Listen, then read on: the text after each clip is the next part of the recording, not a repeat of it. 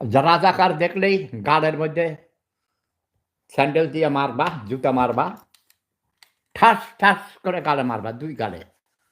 রাজাকার দেখলে যে বলবে যে মুক্তিযুদ্ধ, ৭১ এর মুক্তিযুদ্ধ স্বীকার করে না, জয় বাংলা বলা যাবে না, জয় বঙ্গবন্ধু বলা যাবে না। তাকে দেখার সাথে সাথেই নির্লজ্জ বেহায়া ডক্টর ইউনূস, তোর মুখে জুতা মারি, থু, তোর মুখে থুথু দেই, থু। তুই ডক্টর ইউনূসের ২ গালে জুতা মারো তালে, তালে। আমি অসুস্থ এর থেকে বেশি দিতে পারব না, তোমরা দিবা। আর আমার হাঁটু আপা ১৫ই আগস্ট বাংলাদেশের ঢাকায় পদার্পণ করবেন। শেখ হাসিনা কি জয়! শেখ হাসিনা কি জয়! জয় বাংলা! জয় বঙ্গবন্ধু!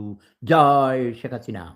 শেখ হাসিনা তার প্রাক্তন মন্ত্রিসভা নিয়ে, সকল সংসদ সদস্যদেরকে নিয়ে ২৫শে আগস্ট ঢাকায় পদার্পণ করবেন। সবাই তৈয়ার থাকো। যার যা কিছু আছে তাই নিয়ে চল, খাবর, টেঁটা, ঝাড়ু যত কিছু আছে, দেশীয় অস্ত্র সবকিছু নিয়ে তৈয়ার থাকো। আমরা ক্যান্টনমেন্ট হাওয়ায় উড়িয়ে দিব। তোর মুখের জুতা মারি। ডক্টর ইউনূস, তোর শান্তিতে নোবেল পুরস্কার উপরে পেশাব করি, পেশাব করি। এই ওর শান্তিতে নোবেল পুরস্কার ওটা ফেরত নেওয়া হবে, বুঝছ?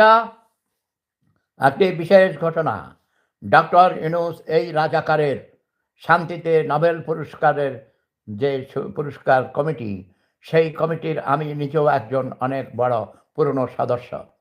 আমি ডক্টর ইউনূসের নোবেল পুরস্কার কমিটির সদস্য হিসাবে তার এই নোবেল আমি দেই নাই, কিন্তু আমি সই করি নাই। ওই মেজরিটি সই করেছিল। আমি ৩ বার কেটে দিয়েছি। চতুর্থবার দিতে হয়েছিল অন্য কারণে, বিশেষ অনুরোধে।